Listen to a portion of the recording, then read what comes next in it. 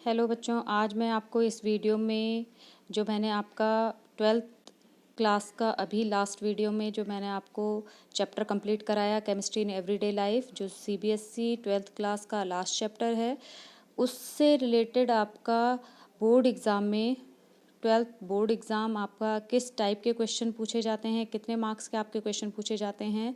आपको इस वीडियो को देखने के बाद आपको 12th का पैटर्न पता चल जाएगा कि आपका इस चैप्टर से आपके पास बोर्ड एग्ज़ाम में कितने मार्क्स के क्वेश्चन पूछे जाएंगे और कैसे आपके ये क्वेश्चन जो हैं ये सेट होते हैं बोर्ड एग्ज़ाम में।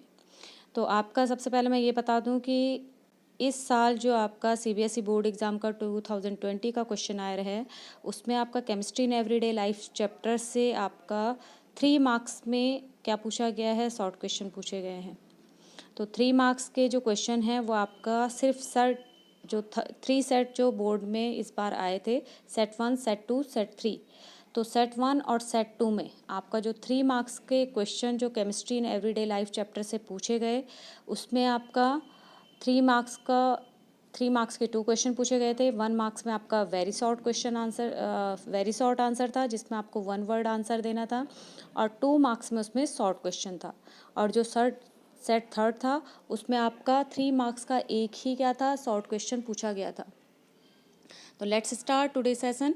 सबसे पहले हम बात करेंगे सेट फर्स्ट की, जो सेट फर्स्ट में आपका पूछा गया था इस साल 2020 में केमिस्ट्री इन एवरीडे लाइफ से। तो सबसे पहले आपका वेरी शॉर्ट क्वेश्चन था, 1 वर्ड आंसर, जिसमें आना था name the sweetening agent used in the cooking of sweets for a diabetic patient. ठीक है बच्चों, तो आपको मैंने स्वीटनिंग एजेंट के बारे में बताया था इससे पहले वीडियो में। तो आपका आर्टिफिशियल स्वीटनिंग एजेंट्स जो होते हैं, जो आपका डायबिटिक पेशेंट को दिए जाते हैं, ताकि उनमें क्या होता है, आपका लो कैलोरी होता है। शुगर उनको नहीं दिया जाता है डायबिटिक पेशेंट को, क्योंकि उन शुगर में क्या होती है, हाई कैलोरी होती है, जिससे आपका उनको क्या हो जाता है, आपका डायबिटीज़ हो जाती है। तो आपके आर्टिफिशियल स्वीटनिंग एजेंट होते हैं जो डायबिटिक पेशेंट के लिए होते हैं, बट आर्टिफिशियल स्वीटनिंग एजेंट भी आपके 2 टाइप्स के होते हैं। एक आपका होता है जो आपका कुकिंग टेम्परेचर पे डिकम्पोज नहीं होते हैं, और एक आपके ऐसे स्वीटनिंग एजेंट्स होते हैं जो आपके कुकिंग टेम्परेचर पे डिकम्पोज हो जाते हैं।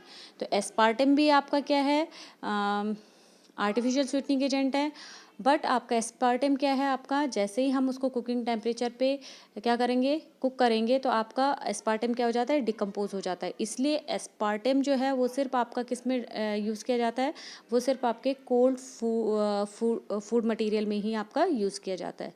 डायबिटिक पेशेंट्स के लिए जो आपके कोल्ड फूड ड्रिंक्स होते हैं या कोल्ड फूड मटेरियल होता है, उसमें जो आपका chemical substance artificial sweetening agent जो यूज़ किया जाता है वो एस्पार्टम होता है।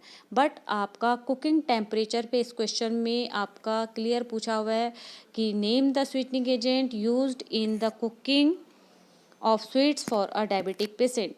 ओके, तो कुकिंग ऑफ स्वीट्स में आप एस्पार्टम नहीं लिखेंगे, इसमें आपके बाकी जो स्वीटनिंग एजेंट है, आर्टिफिशियल स्वीटनिंग एजेंट, उनके नाम आएंगे। या तो आपका सैकरिन आएगा, सुक्रोलोज आ सकता है, एलिटेम भी है आपके, ये आपके इसमें आपका आंसर आना था। अगर आप एस्पार्टम लिख के आ रहे हैं तो एस्पार्टम आपका गलत होता।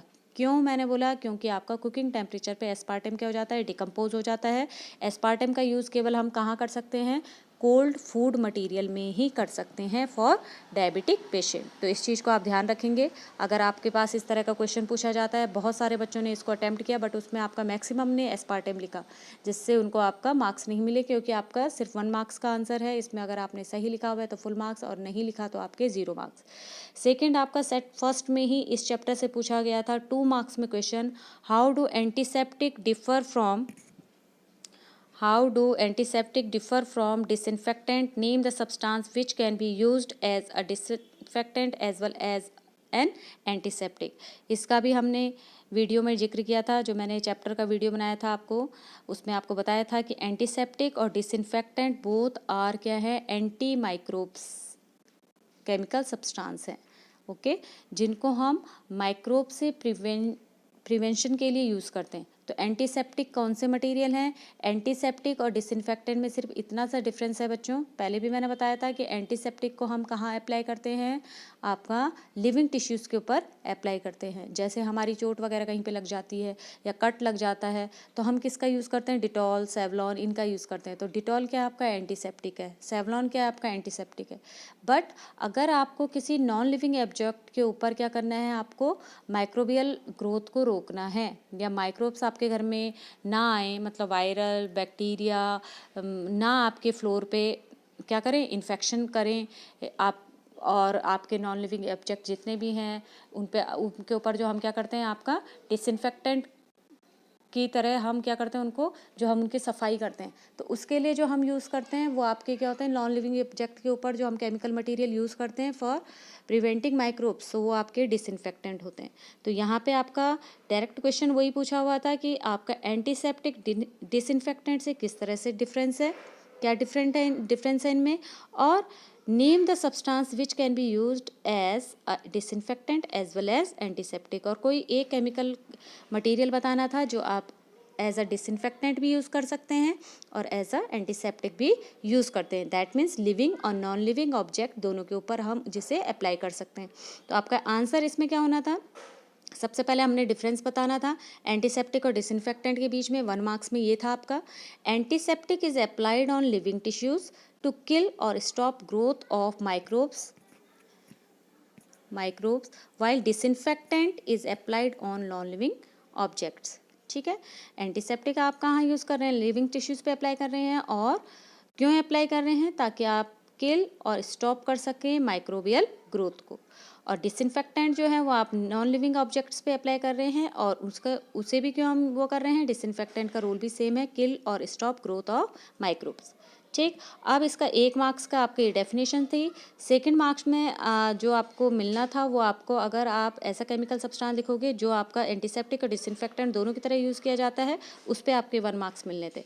तो आपका इसका एग्जाम्पल था कि जो आप एंटीसेप्टिक की तरह भी यूज़ कर सकते हैं और डिसइंफेक्टेंट की तरह भी यूज़ कर सकते हैं। तो 0.2% solution of phenol, 0.2% solution of phenol is an antiseptic while it's 1% solution is disinfectant. Phenol आपका केमिकल मटेरियल है जिसको हम डिसइंफेक्टेंट और एंटीसेप्टिक दोनों की तरह यूज़ कर सकते हैं, बट इसकी कंसंट्रेशन आपकी क्या रहेगी? अगर हम उसे एंटीसेप्टिक की तरह यूज़ कर रहे हैं तो उसकी कंसंट्रेशन आपने लो रखनी है। कितनी? आपकी 0.2% पे आपका ये एंटीसेप्टिक का रोल प्ले करता है। और अगर हम इसकी कंसंट्रेशन हाई कर दें 1% पे आपका ये डिसइंफेक्टेंट का रोल प्ले करेगा। तो यहाँ पे आपके ये 3 मार्क्स का आपका सेट 1 में पूछा हुआ था, 1 short question, very short question answer, और 2 मार्क्स का आपका शॉर्ट क्वेश्चन।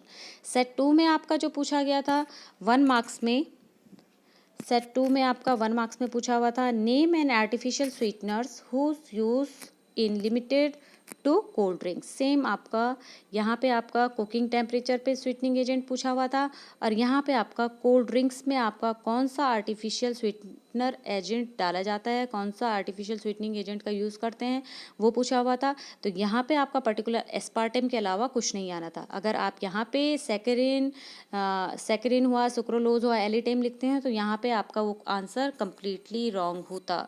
यहाँ पे आपका सिर्फ एस्पार्टेम पे आपको मार्क्स मिलेंगे, क्योंकि aspartame is only a chemical substance which is use to cold drinks. ठीक है, जिसको हम सिर्फ, और क्यों? क्योंकि एस्पार्टेम आपका क्या होता है, मैंने बोला डिकम्पोज हो जाता है आपका कुकिंग टेम्परेचर पे से। ये आपका 1 मार्क्स का क्वेश्चन था सेकंड सेट में। और सेट 2 में भी आपका जो 2 मार्क्स का शॉर्ट क्वेश्चन था वो सेम था आपका जो सेट 1 में पूछा हुआ था। How do antiseptic differ from disinfectant? Name a substance which can be used as a disinfectant as well as antiseptic. Okay, तो आपने सबसे पहले 1 मार्क्स में आपने डिफरेंस बताना था कि एंटीसेप्टिक डिसइंफेक्टेंट से किस तरह से अलग है, और सेकंड मार्क्स में आपको बताना था कि कोई केमिकल मटेरियल लिखिए जो आपका एंटीसेप्टिक की तरह भी यूज़ किया जा सकता है और डिसइंफेक्टेंट की तरह भी यूज़ किया जा सकता है। तो अभी हमने इसको डिस्कस किया था सेट 1 में कि एंटीसेप्टिक और डिसइंफेक्टेंट में सिर्फ आपको यही बताना था कि एंटीसेप्टिक आपका लिविंग टिश्यूज़ पे अप्लाई किया जाता है और डिसइंफेक्टेंट आपका नॉन लिविंग ऑब्जेक्ट पे अप्लाई किया जाता है। और इसका एग्जाम्पल आपका फिनॉल है। फिनॉल का 0.2% सॉल्यूशन आपका एज अ एंटीसेप्टिक यूज़ किया जाता है और 1% सॉल्यूशन आपका एज अ डिसइंफेक्टेंट यूज़ किया जाता है। ओके, नाउ सेट थर्ड में जो आपका इस चैप्टर से पूछा गया था बच्चों, वो थोड़ा सा पैटर्न अलग था। यहाँ से आपका कंप्लीट 3 मार्क्स में एक ही क्वेश्चन पूछा हुआ था, शॉर्ट क्वेश्चन। क्या था आपका यहाँ से? Very short question answer question नहीं था, 1 वर्ड का कोई क्वेश्चन नहीं था इस चैप्टर से। सेट थर्ड में आपका सिर्फ 1 क्वेश्चन था 3 मार्क्स का। Define the following terms with a suitable example of each. आपके 2 आपको डेफिनेशन लिखनी थी और एग्जाम्पल लिखने थे। तो 3 मार्क्स में 1.5 का आपका फर्स्ट था और 1.5 का आपका सेकंड था। तो 1 मार्क्स की आपकी डेफिनेशन थी, क्या था आपका? बैक्टीरिसिडल एंटीबायोटिक्स। और 1 मार्क्स में आपको इसकी डेफिनेशन बतानी थी कि बैक्टीरिसिडल एंटीबायोटिक्स क्या होते हैं, और हाफ मार्क्स में इसकी डेफिनेशन थी। ओके, और जो आपका सेकंड पार्ट था इसका, फूड प्रिजर्वेटिव, तो फूड प्रिजर्वेटिव क्या होते हैं वो आपका 1 मार्क्स में उसकी डेफिनेशन थी, और हाफ मार्क्स में फूड प्रिजर्वेटिव का एनी वन एग्जाम्पल आपका हाफ मार्क्स में आपने लिखना था। ओके, तो इसका आंसर क्या होना था? सबसे पहले बैक्टीरिसिडल आपका जो था एंटीबायोटिक्स, इसमें हम क्या लिख सकते हैं? अ chemical substance which in low concentrations inhabits the growth और डिस्ट्रॉय माइक्रो ऑर्गेनिज्म। ओके, जो आपका क्या करे? माइक्रो ऑर्गेनिज्म जो होते हैं, दैट मीन्स जो हमें नेकडाइड नहीं दिखाई देते हैं, उनकी ग्रोथ को कंट्रोल करे या उनको किल करे, ठीक है, या उनको मार दे। ऐसे केमिकल सब्सटेंस को हम क्या कहेंगे? बैक्टीरिसिडल एंटीबायोटिक्स कहेंगे। अर्लियर वीडियो में भी मैंने आपको डिस्कस किया था कि एंटीबायोटिक्स का काम भी क्या है? माइक्रोब्स को किल करना है। बट आपके 2 टाइप्स के आपके क्या होते हैं? एंटी माइक्रोबियल ड्रग्स होते हैं। एक आपके आउटर सरफेस पे अगर चोट लग गई है या किसी तरह से स्किन इन्फेक्शन हो रहा है या किसी भी तरह का फंगल इन्फेक्शन हो रहा है, उन पे जो हम अप्लाई करते हैं वो एंटीसेप्टिक है। बट अगर आपकी बॉडी के एंटर इनर साइड में क्या हो जाता है? इन्फेक्शन हो जाता है, माइक्रोबियल इन्फेक्शन हो जाता है।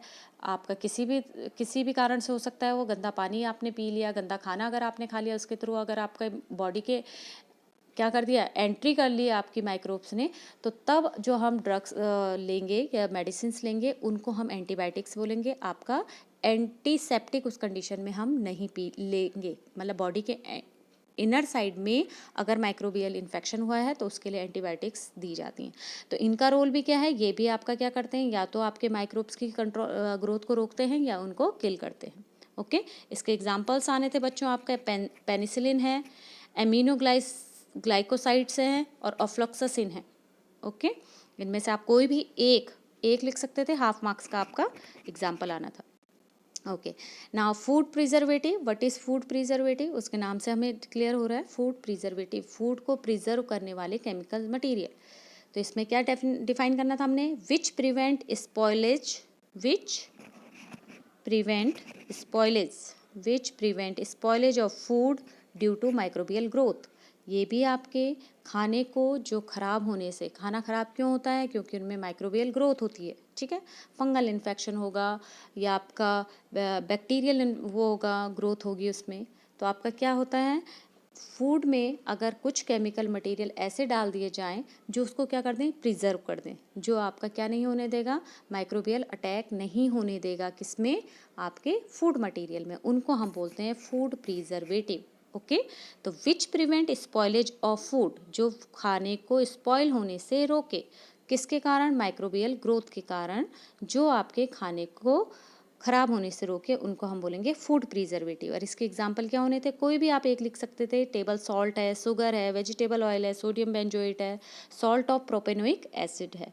तो आपका यहाँ से आपका 3 मार्क्स में ये कंप्लीट क्वेश्चन पूछा हुआ था। 1 मार्क्स में आपकी इनकी डेफिनेशन थी और हाफ मार्क्स में आपका इनके एग्जाम्पल थे। 1 मार्क्स में डेफिनेशन और हाफ मार्क्स में आपका एग्जाम्पल था।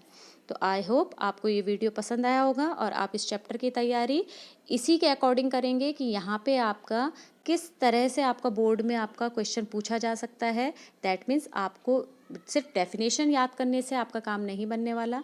आपको हर जो आपके 11 या 12 ड्रग्स आपकी मेडिसिन्स जो आपके चैप्टर में हैं, उनकी डेफिनेशंस के साथ साथ आपको ईच मेडिसिन्स के कम से कम 2 एग्जाम्पल्स याद होने चाहिए। तभी आप इस चैप्टर को से आने वाले क्वेश्चंस को इजीली बोर्ड में अटेम्प्ट कर पाएंगे। Thank you for watching.